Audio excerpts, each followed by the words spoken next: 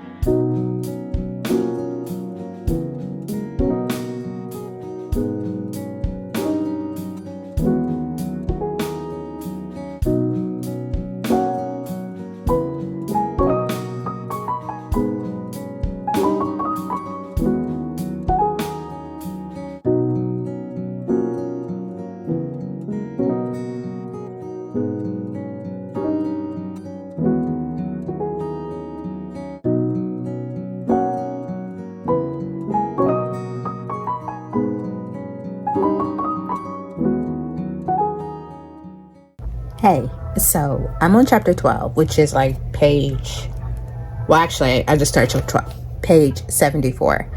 And first impressions, I really like this story a lot, okay? So we've met Brigitte, and she is an orphan, and her lineage is in question. She was given over to a midwife, which is, I think this is kind of in the synopsis, so I don't think this is a spoiler because he learned this very, very early on. In this world, it's a very Nordic, wintry, mountainous world, and I love that. A lot of the things that happen in the book are happening in the winter time, and I really, really love that. I love how Morgan writes her stories. The pacing in this is just, I mean, let's get to it, you know? And it's a very interesting how just, you know, kind of learning about the world, right? The politics that are happening between the different clans. So there's a bear clan, a wolf clan, and a couple other clans, child. But there's about at least 5 clans. And they have existing treaties, but the clans in the south are trying to fringe into the north, right? And so there's a lot of political intrigue that's happening, right? And so that's kind of one point of view, which I wasn't expecting it to be multiple points of views. I thought it was just going to be from Bridget's point of view, but the like political point of view is told from one of the leaders in the Bear Clan. It's kind of, you know, an orphan. She's out on the streets, and she is a part of this kind of street gang. I really love her as a character. Like, she is a survivor, and she kicking butt and taking names. Okay, literally pow pow. Like, you know, she 1-2 punching them out in the streets, okay? Because, you know, she's trying to survive, and, you know, she's a woman, so she has to protect herself. And I just find her character so fascinating, as well. And then she doesn't know who she is. Like, she knows some things about her heritage, but she doesn't know the why. She doesn't know the why, and she doesn't have any skills. And so it's hard for her to get a job and to work. And so she's just out in the streets, you know, talks about like mountain gods and things like that. But it's still kind of, I don't really know what that means right now. And that's fine. I don't have to know. I'm gonna just keep reading to find out. But winter setting, it's just giving all the things, the adventure. And it's very, very, very, like, she's so fierce. Like, she's such a warrior girl. Like, she's just like, girl, get it. You know, child, I hope this reading vlog helps somebody. I don't know. But I'm having a lot of fun. So, eek.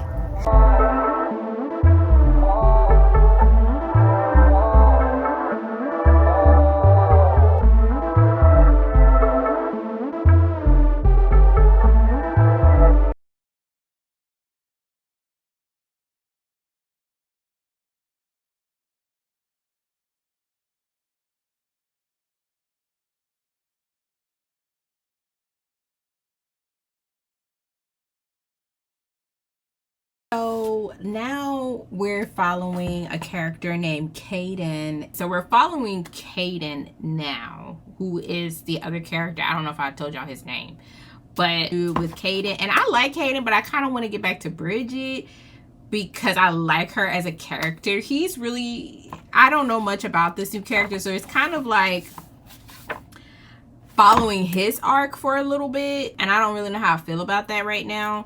Halfway through the book, I do like the fact that he seems to be the character who's more in the light, and I can see now a little bit more of the allegorical faith about the light and the word, and he is a scholar and a healer. So and then, you know, he's been through some traumatic things as well, and he's with his mentor, and of course it's all around this big war that's been happening, right? So I like it, but I hope it doesn't. I'll see where it will. I'll just keep on reading to find out, y'all. Read on to find out.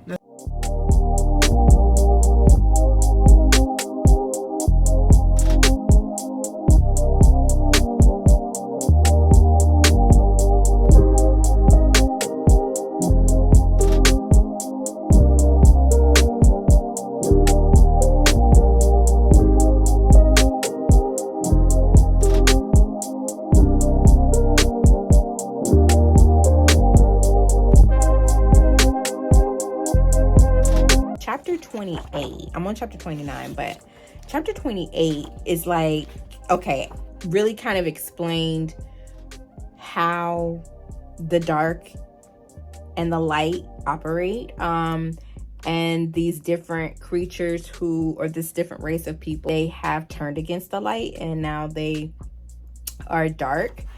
And so it kind of talks about that, and it doesn't go into too much detail, but it does kind of go into like how they take,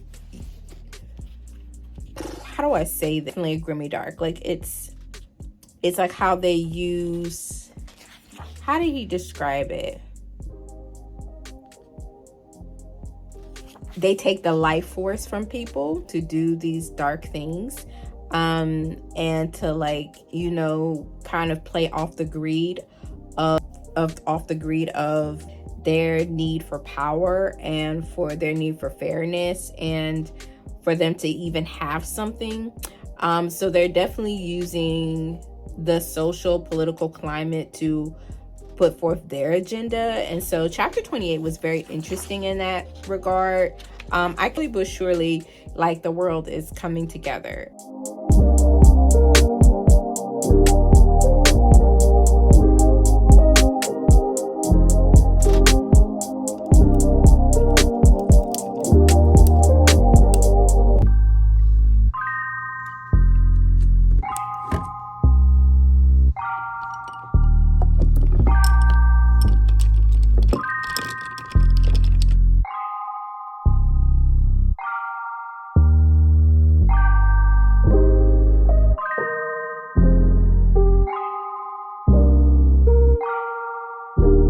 Now to finish strong,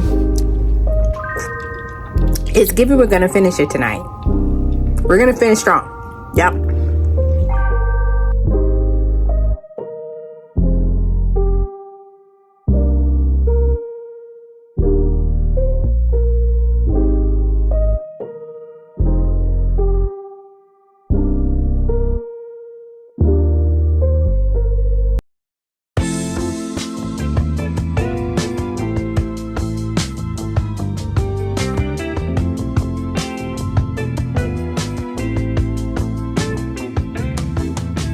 Which was worse, feeling death or the possibility of losing herself in the red haze? Ooh.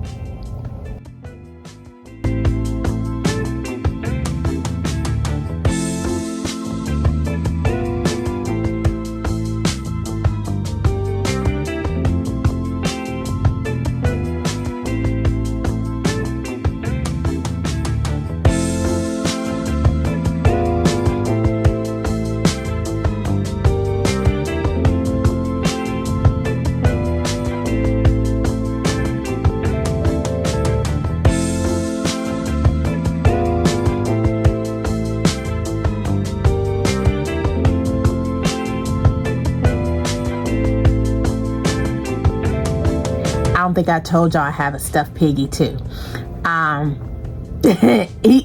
He's one of two piggies safe around me. Let me just tell you. So, cuddling with the piggy. I actually named him Pow Barbecue because I know he's a piggy from Moana, but Pow Barbecue. Yeah, which I think translates to pork barbecue. If my translations is right, I think that's what it is. Yeah, I think that's what it is.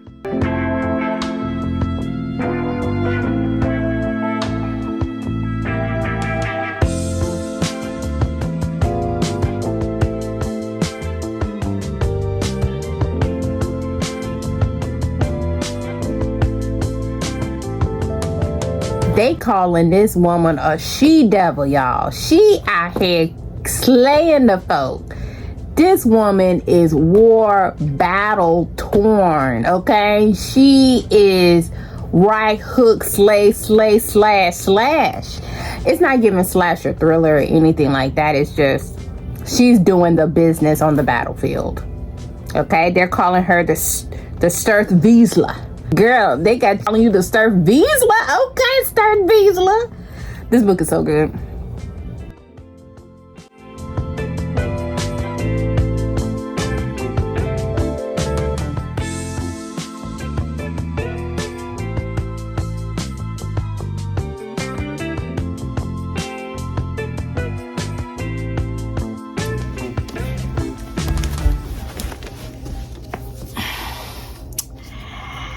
I finished.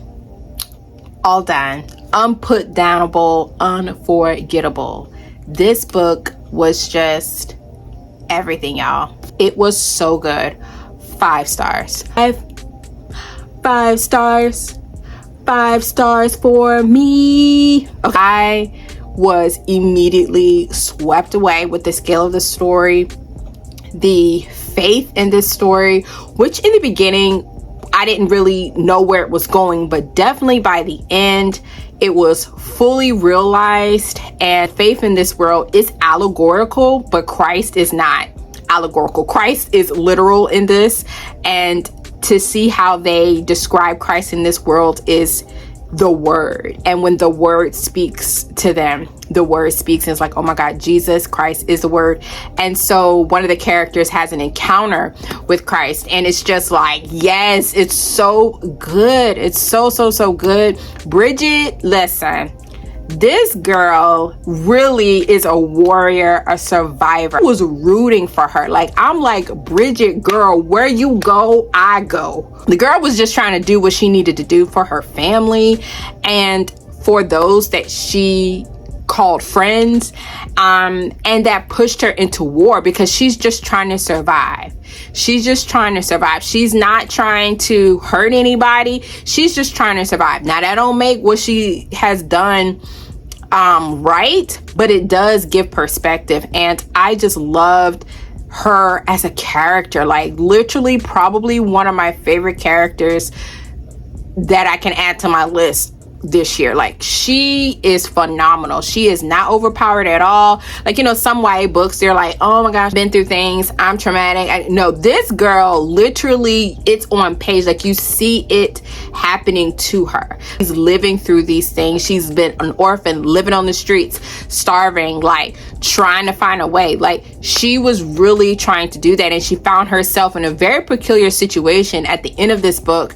And then even with the introduction of Caden, who is the second point of view that we follow, and he's on the other side of things, and he definitely comes from a heritage of faith, but he's contending with a lot of things as well. And I didn't really know how to feel about that at the beginning, like I was showing, like I talked about in one of my clips.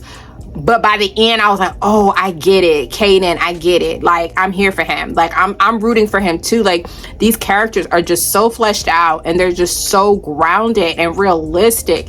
And I just love that. And there is no like romantic tension, romantic subplot, or anything like that. This is a story following mainly these two individuals and the path that they choose in their life. Like, they have decisions to make, and they feel definitely burdened with the responsibilities that they have, especially at the end of the book. And I need book 2 hours ago. I did.